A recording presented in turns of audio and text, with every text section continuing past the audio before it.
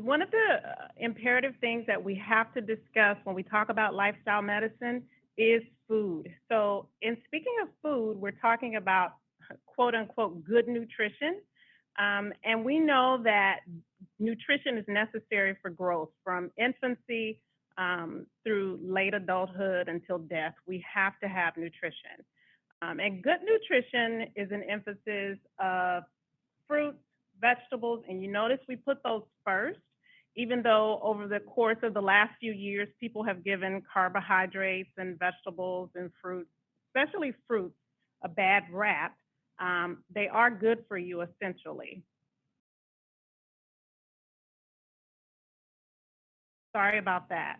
And so, along with that, thinking about protein, people always think it has to be meat portions or meat derivatives, but it can also be legumes, lentils, and other sources of protein as well.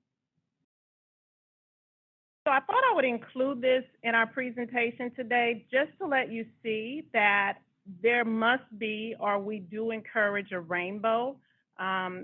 Prescriptions are always around, and this is a prescription for better health.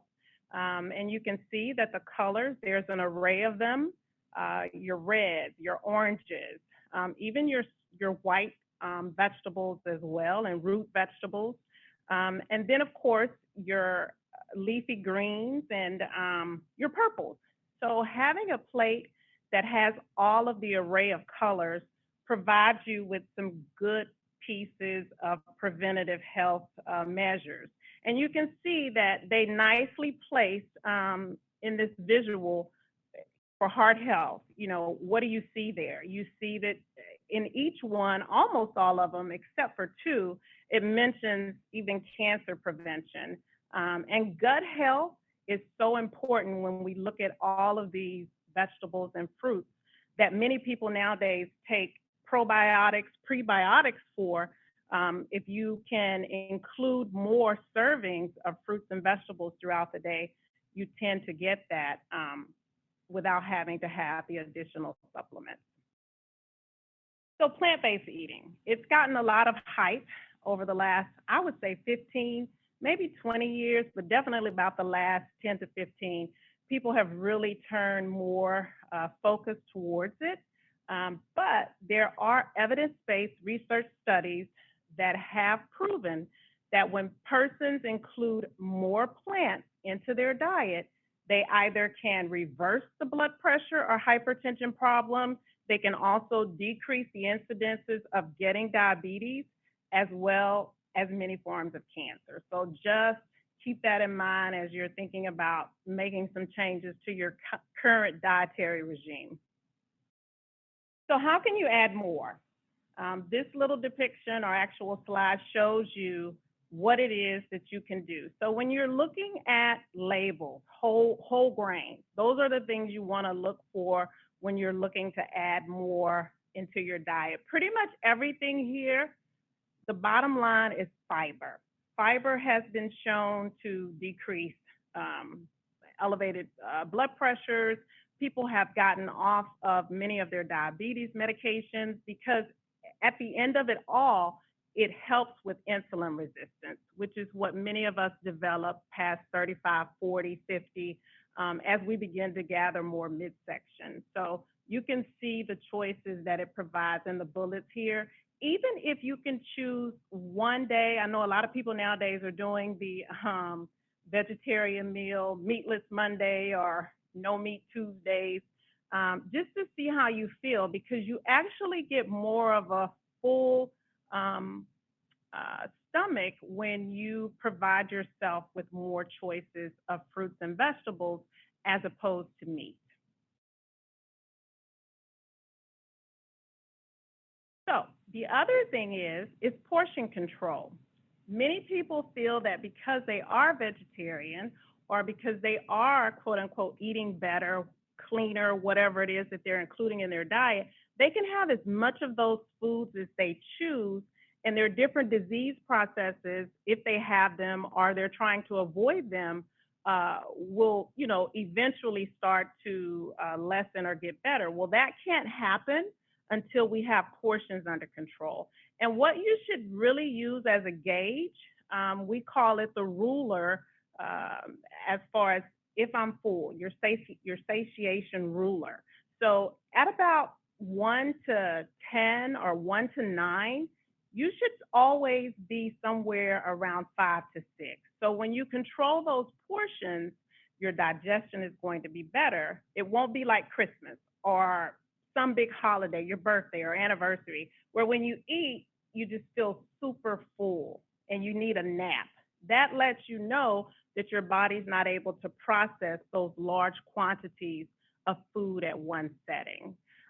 Also, balanced blood sugar. When you do portion control, again, you're not getting that feeling of fullness where the body's having to work harder with your pancreas pushing out or producing more insulin, trying to take up that additional sugar that you've eaten from the foods you've taken in. Weight control. Of course, if you're watching your plate and not overfilling it with food, you're definitely going to see benefit with weight control as well. So being in tune with the fullness cues that, I've had enough, I feel satisfied, and then having another meal when you feel like you need to eat again will help to keep money savings down for your whole entire family because you're keeping things within moderate portions. So I included this. It came from WebMD. Basically, when you think about portions, you want to have some sort of concept. Well, what is a portion? Well, this actual slide does show you, what do I need to be thinking about? Most people in Texas, can't speak for other states, we don't usually have a chicken or a fish that's 3 ounces. So it says a deck of cards. So if you haven't seen a deck of cards, I challenge you to go home today. I don't even know if people use checkbooks, but you can probably find a deck of cards to know that overconsumption, of the meat and other foods that are listed here typically happen on a regular basis. Keep that in mind. The MyPlate method. The USDA and the federal government came up with this strategy to ensure or help people visually to understand what should my plate look like. And this is about a 9-inch plate, which for us, maybe that would be a salad plate at your house. You want to kind of just visually in your head divide it up and think about, okay, this should be about enough for me to have for beans, or which would be a protein. This would be enough for me to have some brown rice or some quinoa or some other grain that will be beneficial for you, and then filling up your plate with the greens and your fruit of choice if you choose to have one, and your other vegetables that you would have on that plate. And so which protein is best? That always becomes a dilemma for patients that I have an opportunity to work with. And so typically we'll get into the conversation and then I'll show them this particular information, which I also got from the American Academy of Dietetics, their journal. And so how much protein does an adult man typically need? It's listed here, about 56 grams. And they calculate that based on grams per kilo. So if you were trying to figure out that information, it's listed in the slide. But typically we consume far more than what's necessary. The typical amount of protein that we get in is usually far above 80. They listed it as 80 is what we typically get. So at the bottom of here, we have examples of what's considered a protein source with plant servings. So you can see if you were having any concern about not being able to get enough protein in, that is certainly doable. And the one thing that you also get much more of when you're not just having a regular animal-based meat with a vegetable, or not getting all of the fruits in, or just having starch in meat, when you get the vegetables, you're getting something key. You're getting the vitamins, the minerals. It's lower fat.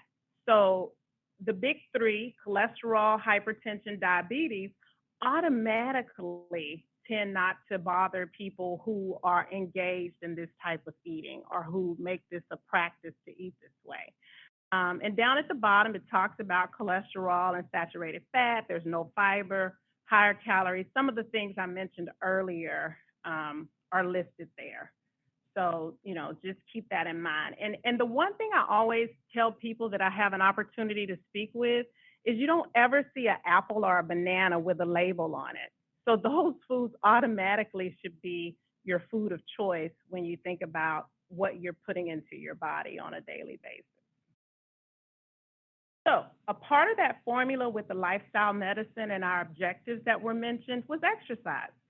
That is a true prescription. If we could get more people to take in or to consider diet and then add some exercise to it, the benefits are, you can't even measure how great the benefit is for both of those.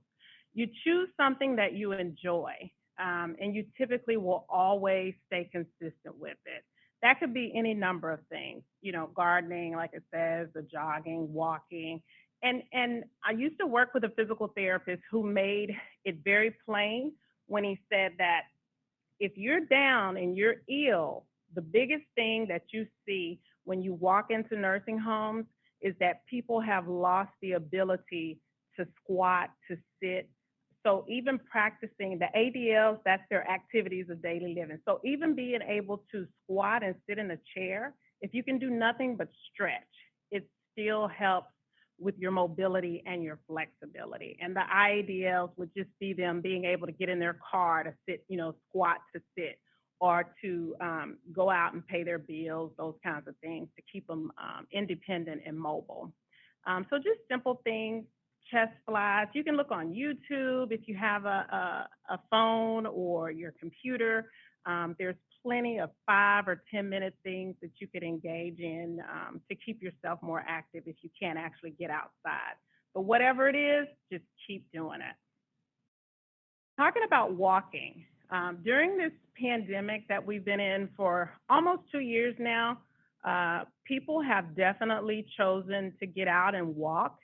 It's very, very good to think about an activity that you can do without it costing you too much, and to give you great gains.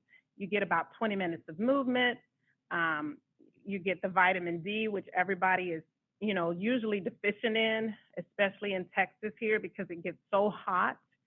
And then even in seasonal places where it's really cold, people are less apt to get outside. Of course, if you're moving, it's going to help you too with weight control. A big one that people tend to leave out with lifestyle medicine is stress. We have to get to the bottom of the stress, and the best way to relieve it, or one of the ways, not best, not the only, but to be able to get outside and actually take some fresh air in and, meditate. There's so many different apps now that are available. I know one, Headspace, a lot of people use that as they're walking or as an outlet. And once we move to, if people suffer with constipation, we definitely get what we call our peristalsis, or our gut motility, revved up when we take a walk or do some form of exercise. And your heart is a muscle, so it gets better strength when we take it through some sort of cardiac or aerobic activity as well. Strength training. Many people past 30, once we get past 30, we typically start to really lose more muscle mass, and then we get more fat. And typically it's centralized adiposity, which is, belly fat. And that is one thing that is a trigger for disease, whether that be, again, the big three. It's usually the diabetes, the cholesterol, and the elevated blood pressure. So even doing some form of your own body weight, this guy that is in our slide here, he's quite muscular. The goal isn't to be him. The goal is to just keep your strength up, keep your flexibility up. That may be squats, that may be some chair moves. And then there was this interesting fact that I found from the EE Health org from 2019. It said that strength training, a single HIIT session, which is high intensity interval training, can have immediate effects in reducing the growth of cancer cells, which is the fourth bullet down. It found that lifting weights as little as twice per week can reduce the chances of dying from cancer by 31%. So every little bit that you can include into your daily regime, whether it's twice a week, 3 times a week, include it, because there are proven research uh, benefits to doing these things. So I found this little piece of information, and I thought I would share it because sometimes we think that what we're doing is not enough. Of course, these are calories burned in 30 minutes, and it's based on weight. And when I looked up some more information, it's male or female. And of course, with males having a greater muscle mass, they may in fact burn a little bit more than your typical female. But you can see with that walking that we talked about a few slides back, if you're 160 pounds and you walk for 30 minutes slowly, you've already burned 101 calories. Plus, your heart is benefited as well. Even if it's not extremely fast, you're still getting some great benefit from movement. Just movement in general is going to always be beneficial. So sleep. Sleep is really, really highly underrated. And what it does, many people aren't aware of this, is, when you're trying to stay awake, you look, you fidget, you look for things to do, and typically you reach for snacks or, food to keep yourself awake, or many people will do lots of coffee, and then the caffeine too will sometimes be a stimulant to reach for other things to put in your mouth. So just be aware that the recommendation from the Sleep Academy is about 7 to 8 hours of sleep per night. Even if you could get 6 and you're only getting 4, you're doing better with improved sleep. Doing relaxation techniques, using lavender has also been shown and proven to be beneficial with helping you to get more relaxed about 30 minutes before. Turning off the blue lights prior to going to bed, at least 2 hours, hour and a half to 2. And I know some of us go to bed with our work, but it's really important that we break away. It can be attributed to the lack of sleep to sleep apnea. However, that could be one of two things. It could be due to excess weight, but then some people do have genetic or congenital problems with their palate, their soft palate when they lay back. It closes, or the uvula, it will close over and cut it off too. So if you are waking up with a dry mouth, if you're waking up with headaches every morning, it definitely warrants you getting that checked out by a healthcare provider to ensure that you are not having issues with sleep apnea. And there is evidence that has shown that excessive daytime drowsiness can put yourself and others at risk, especially driving and being out on the road. So keep that in mind, that that's a part of lifestyle medicine as well. So stress, it's 6 letters, but it can be very, very stressful when you don't address stress. And right now, you want to find outlets. We talked about walking already. If you like to read, if you can break away and just do 10 minutes of movement, a lot of that is stress relieving. I included a Webster dictionary definition, and as well below it, it could be physical wear and tear from work, excessive loads on the body. Stressors. These are stressors that I've listed here. All of them can certainly, and we do know environmentally that the pandemic over the last 2 years has been a stressor for many. And so looking for a way to address that is so very important. So coping mechanisms, involve yourself with your families, your local community.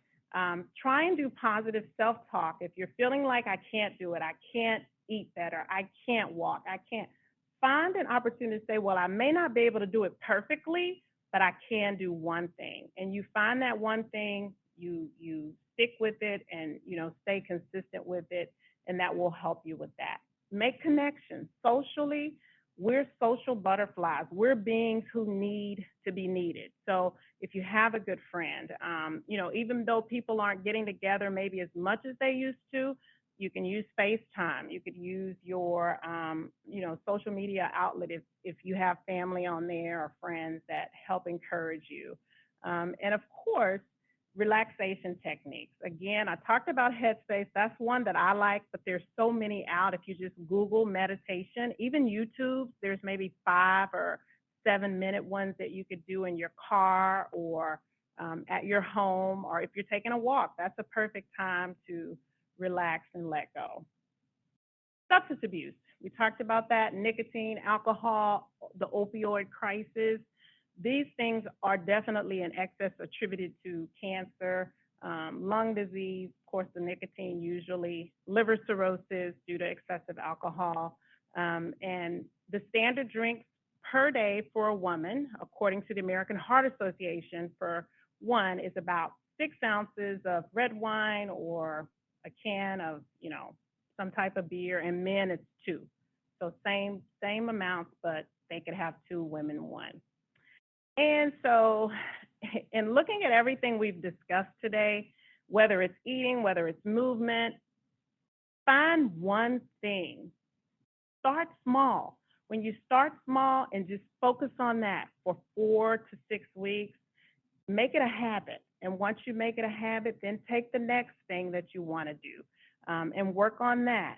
And of course, if it's adding a vegetable to 2 meals a day, say, I'm going to do that. If you want to try a different color vegetable, say you're going to do that, so that way you can continue to improve your health and not hopefully have to be stressed about too many issues when you're taking things one day at a time. And celebrate your success. Once you've made it into a habit, celebrate it. And this was just a little quote that I thought was wonderful because it's so true. So, in wrapping up our presentation today, think about one thing that you want to do. Make it specific, measurable, achievable, or attainable, and make it realistic. And really write it down somewhere where you can find it. You can reference it to say, this is how far I've come. I was on 3 blood pressure medicines. Now with my healthier eating, eliminating some of the things that I knew weren't as good for me, walking more, these are the benefits that I've attained from doing those things. And that is the way to become a healthier you. And thank you for listening, and I wish you well in all your health endeavors.